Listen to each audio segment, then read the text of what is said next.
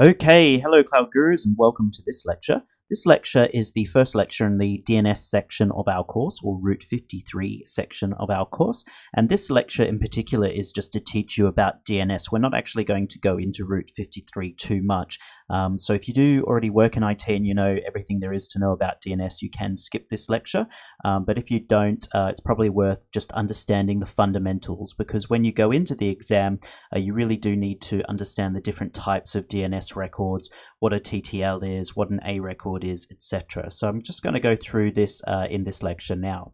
So what is DNS? Well, if you've used the internet before, you've used DNS. The easiest way to think of DNS is basically it's like a phone book. So if you want to go and find someone, if you want to go find Joe Smith, you would go and look up J Smith in the phone book, and that would give you their telephone number. Likewise, if you want to go to acloud.guru, essentially what's happening is you're doing a DNS search for the IP address of acloud.guru. So DNS is used to convert human-friendly domain names, such as acloud.guru, into an IP address. Now, IP addresses obviously are used by computers to identify each other all over the world, and there's two different types of IP addresses. There's IP4 and IP6. So IP4 is basically the old school IP address. It's been around as long as the internet, and essentially it's a 32-bit field and has around 4 billion different addresses. Now, these 4 billion different addresses worked really well for a long period of time, but the problem was scaling, and essentially every time you added a new device onto the internet, it needed its own IP4 address in order to be publicly accessible. And as we become more and more connected, and we have IoT, and we have all these different devices that are suddenly coming online, we are starting to run out of IP4 addresses. So IP6 was then created to solve this sort of depletion issue. And it has an address space of 128 bits as opposed to the 32-bit address space of IP4. And in theory, that's 340 undecillion addresses that are available. Now, the big issue right now is that everyone's still using IP4, and this is really driven by ISPs. Essentially, they should be trying to make their end users turn onto IP6, but that hasn't really actually happened yet. Now, IPv6 has been supported on Route 53, which is Amazon's DNS service, for quite some time, but they haven't actually provided any back-end support. So VPCs were not IPv6 compatible, and you couldn't use IPv6 with EC2 instances. You couldn't even use IPv6 with your security groups. There was no way of allowing an IPv6 address range in. That has all changed as of around, I think it was the 1st of December 2016. So now VPCs are IP6 compatible, so you can use IPv6 address ranges with AWS now. Okay, so moving on to domain names. So we have a thing called a top-level domain name, and if we look at common domain names such as google.com or bbc.co.uk or acloud.guru, you're always going to notice a string of characters separated by dots or periods. So the last word in a domain name represents the top-level domain name, and then the second word in a domain name is known as a second-level domain name, and this is optional and really depends on the domain name. So your top-level domain names are things like .com or .edu or .gov, and then your second level domain names will be the .co in the .co.uk or the .gov in the .gov.uk, etc. So essentially what this is just a big database of all available top-level domain names. And you can actually go and view it for yourself by visiting iana.org/domains/root/db. And they do add domains to this quite regularly. .guru is still a very new domain name. And recently they added .cloud as a domain name. So you can go out and buy .cloud. And believe it or not, Azure.cloud was available for $100,000. And I kept thinking to myself, oh my God, that's a really valuable domain name. Why hasn't Microsoft bought that yet? So it's probably not available now, though. I think somebody's probably gone in and bought it. Okay, so let's move on to domain registrars. And because all the names in a given domain name have to be unique, there needs to be some way of organizing all this so that the domain names aren't duplicated. So, you can't go out and buy Azure.com or AWS.com, etc. And this is where domain registrars come in. So a registrar is an authority that can assign domain names directly under one or more top-level domain names. And these domains are registered with Internic, which is a service of ICANN, and they enforce the uniqueness of domain domain names across the internet, and each domain name becomes registered in a central database known as the Whois database. And so your popular domain registrars include GoDaddy.com, 123reg.co.uk, etc. And if you are going to do the lab part of this course, you will need to register a domain name. Now, with the free tier accounts, it's not actually Route 53 does not fall under free tier, so I think it's going to cost you around $1.25 per month. So just do bear that in mind, and also you're going to have to go out and buy the domain name itself. It depends what domain name that you buy, but that's going to be a few dollars as well. So just bear that in mind when you're doing the labs. You don't have to actually do it. You can just follow along with me as I set up a domain name with Route 53, but it's entirely up to you. Okay, so your start of authority record stores information about the following points. And don't worry, guys, it does sound a bit complicated, and you don't need to know all of this going into the exam.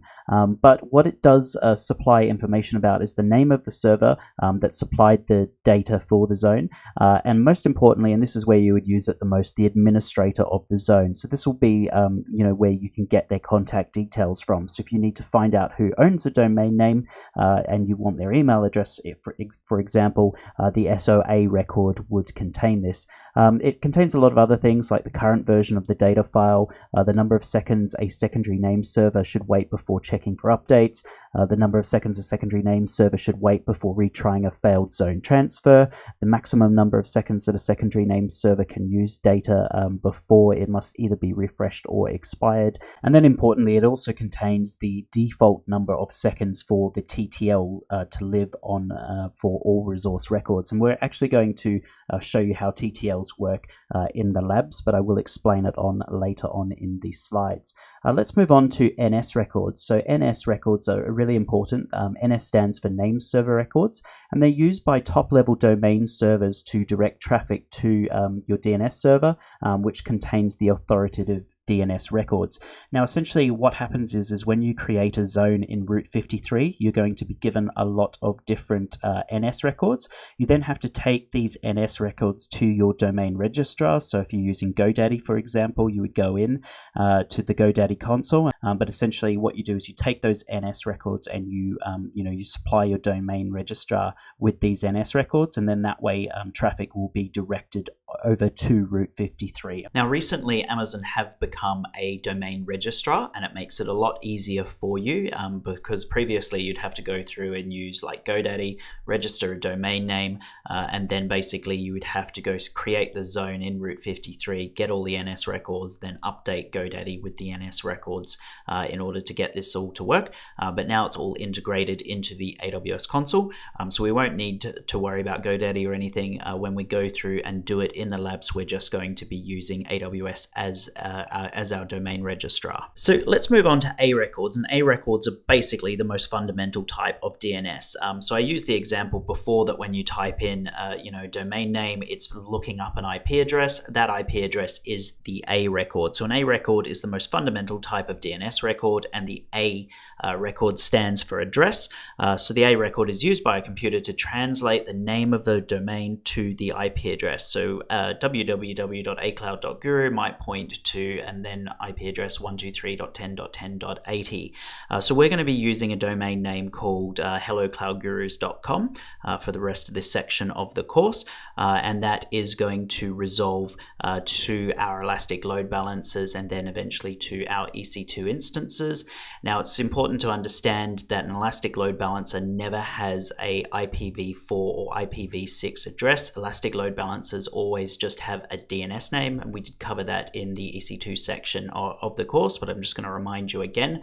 So Elastic load balancers always just use a DNS name, and for that reason you couldn't use an A record to resolve to an Elastic load balancer. What we actually use is a thing called an alias record, and I'll come to that in coming up in the next few slides. Okay, so the next important thing to note is the TTL record, and that is basically it stands for time to live, and it's the length of time that a DNS record is cached either on the resolving server or on your own PC, and it's always measured in seconds. So let me give you an example. Let's say I want to go to acloud.guru and I've never visited it before. That DNS request, first what you're going to do is you're PC is going to check whether or not it has that address in its cache. If it doesn't have it in its cache, it's then going to do a DNS request to a resolving server, and eventually you're going to go to Route 53 and you're going to pull down the A record for acloud.guru, and it's just going to be an IP4 address. Now, as soon as your computer has got that IP4 address, it's going to cache it on in its local cache, so that if you went and visited it again, it doesn't have to do another DNS request. Now, that caching length of time is going to be equal to the time to live. So it's how long that this record is going to be kept in the cache. Now, it's really important to think about this from an architectural point of view, because if you are adding additional A records or additional servers to your production website, or if you want to move your production website from, let's say, Azure over to AWS, you're going to have to do a DNS change, and that DNS change is going to take a while to propagate out to all your end users on the internet. So what a lot of businesses will do is if they're going to do a DNS migration, let's say they're moving from Azure over to AWS, before they actually do that migration, they will drop the TTL of their DNS records down to 300 seconds or 5 minutes, and then you would normally wait about 2 days, because by default most TTLs are set for 2 days, and you would wait for essentially 2 days before doing that migration. If you don't do that, then you're going to have this issue where some DNS requests will go to the old site and some DNS requests will go to the new site. So if you are going to do a DNS migration, it's always advisable to plan it in advance. Lower the TTLs of all your DNS records down to 300 seconds, which is 5 minutes, and then when you're ready to do the migration, a couple of days later, then you know that your users will only be affected for that 5-minute window. Okay, so let's move on to CNAMEs, and CNAMEs simply stands for canonical name, and this can be used to resolve one domain name to another. So for example, you might have a mobile website and you've got the domain name m.acloud.guru, and it's used for users when they're browsing to the domain name on their mobile devices. Now, you might also want them to be able to use mobile.acloud.guru to resolve to the same address. So instead of having two records, two A records with the same IP address, you can essentially have mobile.acloud.guru point to m.acloud.guru and use that A record. So that's all a CNAME is. It moves one domain name to another, and it can be external ones as well. You could have www.mywebsite.com and you could have that resolve to a completely different domain name. It could resolve to www.acloud.guru. Okay, so let's move on to alias records. Now, an alias record is a record that Amazon have created, and you basically only use the terminology alias records when you're working with AWS and with Route 53. But an alias record is very similar to a CNAME. So an alias record is used to map resource record set in your hosted zone to things like Elastic Load Balancers, CloudFront distributions, or S3 buckets that are configured as websites.